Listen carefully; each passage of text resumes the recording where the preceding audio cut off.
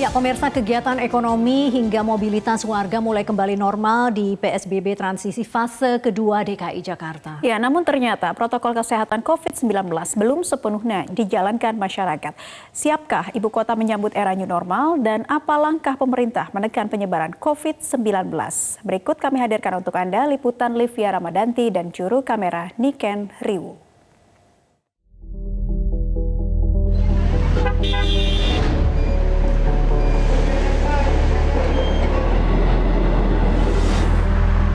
Giat ekonomi pasar tradisional kembali berdenyut.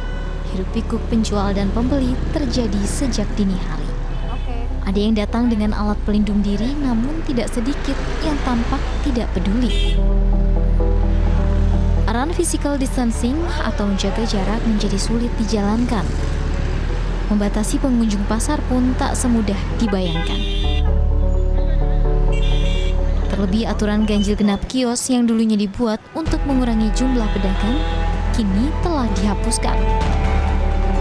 Tak ayal, sejumlah pasar di Jakarta sempat ditutup sementara lantaran beberapa pedagang didapati positif COVID-19. Klaster pasar pun kemudian menjadi ancaman era kenormalan baru.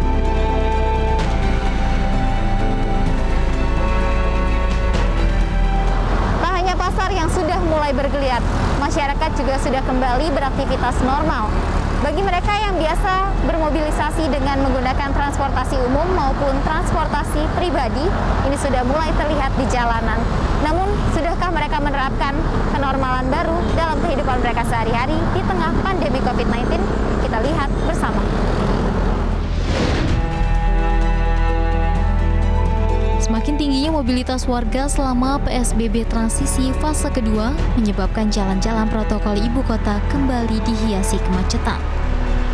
Kendaraan pribadi sendiri memang dianggap lebih aman untuk mobilisasi warga di tengah pandemi. Sementara transportasi umum dinilai punya kerawanan yang lebih tinggi. Meski resiko terpapar COVID-19 lebih tinggi, ternyata pengguna transportasi umum di tengah pandemi mulai menunjukkan tren peningkatan. Kereta rel listrik atau KRL tercatat telah mengalami peningkatan sebesar 31% sejak penerapan PSBB transisi, yaitu sebanyak lebih dari 300.000 orang kembali menggunakan komuter lain. Hal yang sama juga terjadi pada Transjakarta, yang sudah mengalami peningkatan penumpang sebesar 22% selama PSBB transisi. Protokol kesehatan yang ketat tidaklah cukup untuk menekan penyebaran COVID-19, karena kenyataannya di lapangan masih banyak orang abai terhadap langkah-langkah pencegahan. Lalu apa syarat kenormalan baru yang ideal? Selain negara harus mampu mengendalikan penyebaran COVID-19, fasilitas kesehatan juga dituntut mampu melakukan identifikasi, isolasi, pengujian, dan pelacakan kontak. Pelacakan kontak dengan orang positif COVID-19 menjadi hal yang sangat penting yang harus dilakukan.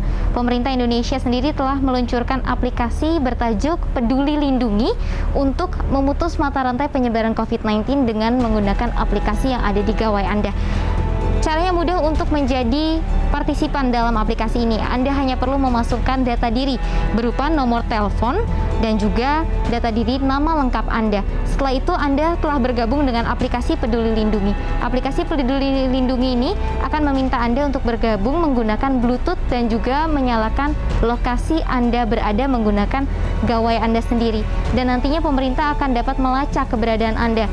Dan jika ternyata Anda pernah bersinggungan dengan orang positif COVID-19, Anda akan dengan mudah dihubungi oleh Dinas Kesehatan maupun juga pemerintah untuk menjalani tes COVID-19 agar bisa memutus mata rantai penyebaran COVID-19 yang ada di masyarakat. Sayangnya, baru 4,1 juta pengunggah saja yang sudah mengambil atau memanfaatkan aplikasi ini. Sedangkan aplikasi ini diharapkan bisa menjadi salah satu jawaban pemerintah untuk melacak keberadaan masyarakat, terutama yang sudah bersinggungan dengan orang positif COVID-19.